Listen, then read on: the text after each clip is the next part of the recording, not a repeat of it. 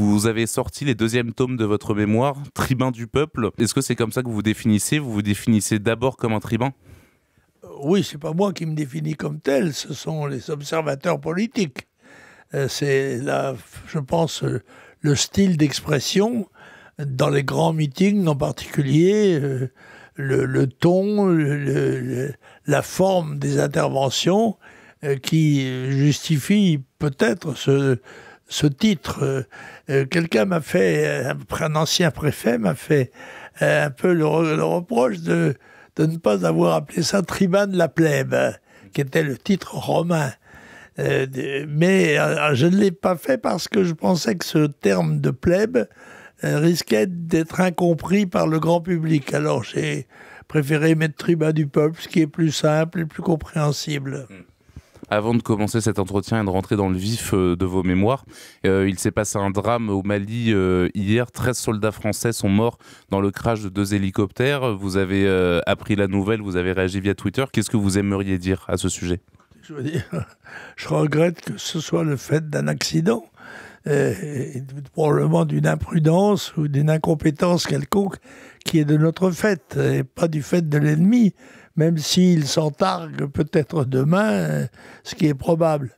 Non, ben voilà, on ne fait pas de net sans casser des œufs, on ne fait pas la guerre sans perdre des hommes. Et la France, dans ce domaine, a un bilan assez loquace, si j'ose dire, en rappelant que la guerre de 14-18, c'est 1,5 million de morts, 4 millions de blessés, et que la guerre de 39-45 doit être quelque chose de 600 ou 700 000, sans parler des guerres d'Indochine et d'Algérie, puisqu'aussi bien la France n'a pratiquement pas cessé de faire la guerre depuis des décennies. Justement, Jean-Marie Le Pen, le premier tome de vos mémoires, on vous avait quitté après l'Algérie, donc on était à la création du Front National, c'est là que commence le deuxième tome de vos mémoires, finalement, dans la création de cette formation politique dont vous avez été président. Pourquoi avoir scindé, justement, pourquoi avoir coupé ces mémoires en deux parties, pourquoi avoir justement commencé la deuxième avec la création du Front National? C'était quoi? C'était une deuxième vie qui commençait en quelque sorte? Ben non, c'est parce que les mémoires étaient trop longs en un seul volume, et qu'il m'a paru que la césure était importante. C'était en particulier la période où je me suis un peu abstrait de la politique pour me consacrer à une activité professionnelle qui me nourrissait et ma famille, et qui était mon activité de directeur de la SERP, la société de disques, de production de disques, comment dirais-je, historiques et politiques, dont j'ai vécu. Et puis un jour, je crois que c'est Brignot qui est venu me relancer en me disant « Mais tu ne peux pas rester à l'écart de la politique comme ça, il faut que tu y rentres ». Et après réflexion, je m'y suis résigné. J'ai fait d'ailleurs à cette occasion mon doctorat de sciences, non pas de sciences politiques, on peut dire, oui. C'est ça, on peut dire ça, oui. Il m'a dit, tu ne peux pas rester sans rien dire, sans rien faire. Je lui ai dit, écoute, je reviens, mais si je reviens, je ne m'arrêterai pas. Et j'ai eu un certain mérite, puisqu'aux élections présidentielles suivantes, j'ai fait 0,74%. La plupart des gens seraient rentrés chez eux. Moi, j'ai continué. Ça n'a pas été simple. Le Front National vous avez commencé avec 0,74%. Comment est-ce que, selon vous, le Front National est passé de ce micro-parti, finalement, qui faisait moins d'1%, à ce second tour de la présidentielle? Qu'est-ce qui a fait son succès? D'abord, un effort de structuration, de recrutement, d'action politique extérieure, d'affichage, de distribution de tracts, de prise de position les plus officielles possibles quand nous en avions l'occasion. Ça n'était pas toujours le cas, parce que nous n'avons pas été les invités privilégiés des grands organes d'information, qu'ils soient ceux de la presse écrite, radiophonique ou a fortiori télévisée.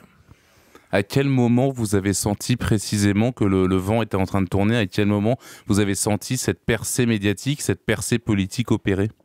Non, j'ai toujours su qu'il manquait à la France un mouvement national et qu'il fallait le construire. Et je me doutais bien que sa construction susciterait beaucoup d'opposition de la part de ceux qui étaient ses concurrents naturels et dont il allait prendre une part de l'audience. Donc quand je ne me suis pas étonné des difficultés que nous avons rencontrées, d'ailleurs j'ai décrit quelquefois notre progression comme celle d'un brise-glace. Nous n'avons jamais trouvé d'eau libre pour naviguer, mais nous avançons quand même malgré le fait que la mer soit prise contre nous.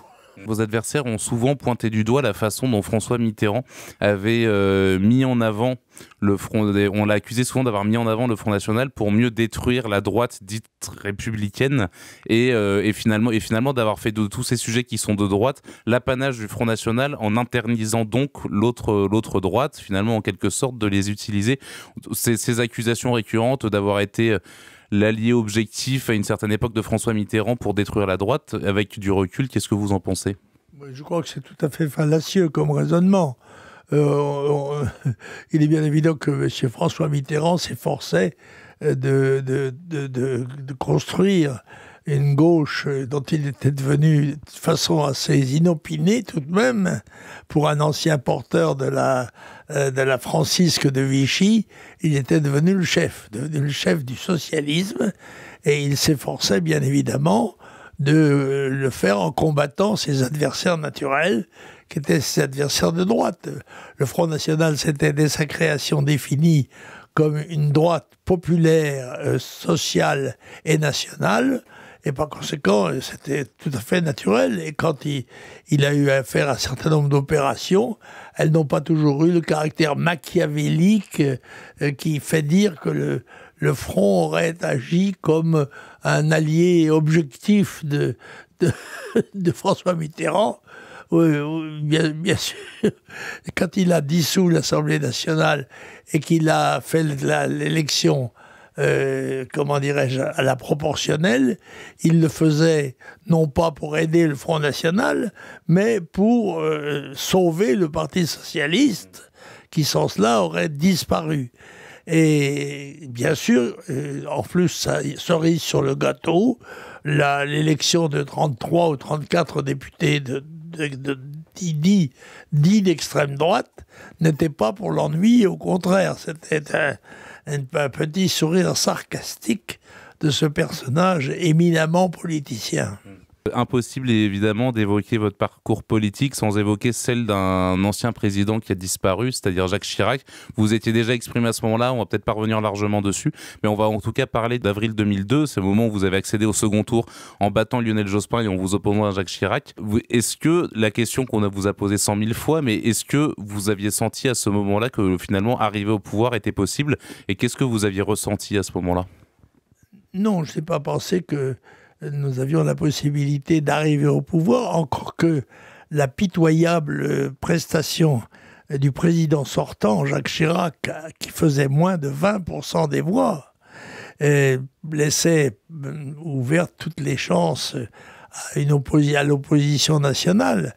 Mais nous n'avions pas sans doute à ce moment-là les moyens d'organisation, ni en personnel, qui auraient fait que nous puissions prendre le pouvoir, mais enfin, des gens comme les gens du FLN, qui n'existaient pas, ont pris le pouvoir et l'exercent depuis des décennies sans que ça étonne personne. Donc, nous aurions fait front et nous aurions reçu, je n'en doute pas, beaucoup de sympathie et d'alliance de la part des gens qui préfèrent être du côté du manche que du côté de la pelle. Les élections présidentielles de 2002 ont aussi été exceptionnelles parce que c'est la seule fois où il n'y a pas eu de débat d'entre-deux tours, où les deux qualifiés au second tour ne se sont pas affrontés. Jacques Chirac avait refusé de débattre avec le fascisme en quelque sorte. Est-ce que, avec du recul, est-ce que c'est pas un regret que vous avez finalement de ne pas avoir eu cette confrontation ? Est-ce que vous auriez aimé affronter Jacques Chirac devant tous les Français ?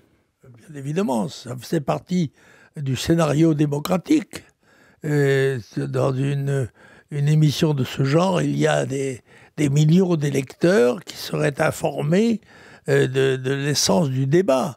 Et Jacques Chirac, qui a été selon moi le plus mauvais président de la Ve République, on ne va pas faire ici le bilan désastreux de ses septennats, enfin de sa septéno-quinquennat, mais le fait qu'il ait refusé de de débattre avec moi prouvait non seulement une fermeture d'esprit totale, mais une lâcheté.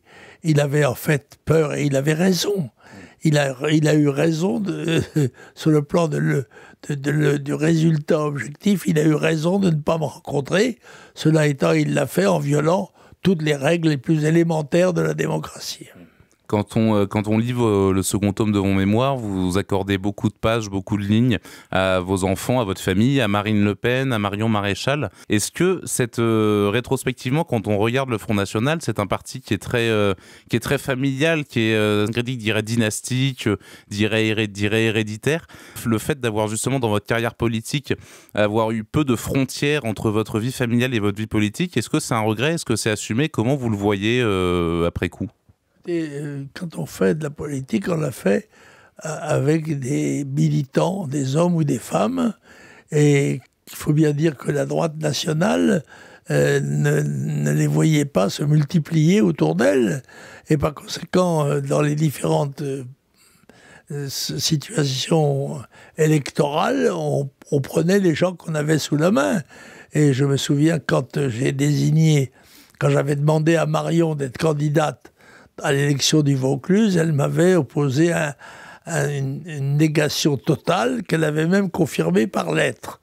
Je l'ai convoquée et je lui ai dit « Écoute Marion, comment veux-tu que nous demandions aux jeunes de France de participer à notre combat si même ceux de notre famille n'y participent pas ?» Et après réflexion, elle m'a dit « C'est vrai, d'accord, donc je serai candidate. » Elle a été candidate et elle a été élue la plus jeune députée de l'histoire de la République. Elle a arrêté la politique au bout d'un mandat. Elle a fondé cette école à Lyon. Et elle a été également parmi les inspiratrices, en tout cas les inspiratrices de la Convention de la droite. Vous avez suivi cet événement. Vous avez suivi, je pense, la création de l'ICEP et son déroulé. Comment vous jugez cette suite de carrière, en quelque sorte? Écoutez, j'ai d'abord regretté que Marion ne se représente pas aux élections législatives. Il me paraît que l'élu doit rendre des comptes de son mandat, d'une part, et d'autre part que son âge non seulement lui faisait un droit, mais un devoir de se représenter devant les électeurs, puisqu'elle avait eu la chance de sortir de l'anonymat et de faire, dans le fond, un mandat très intéressant, très important. Et par conséquent, elle aurait dû se représenter. Elle eût été certainement réélue députée. Je pense que ça ne l'aurait pas gênée, mais elle a préféré une autre voie sans que j'aie mon mot à dire. Je dois le dire, je regarde ça avec sympathie et une certaine curiosité, n'ayant pas été informé des raisons ni des dessous de cette opération.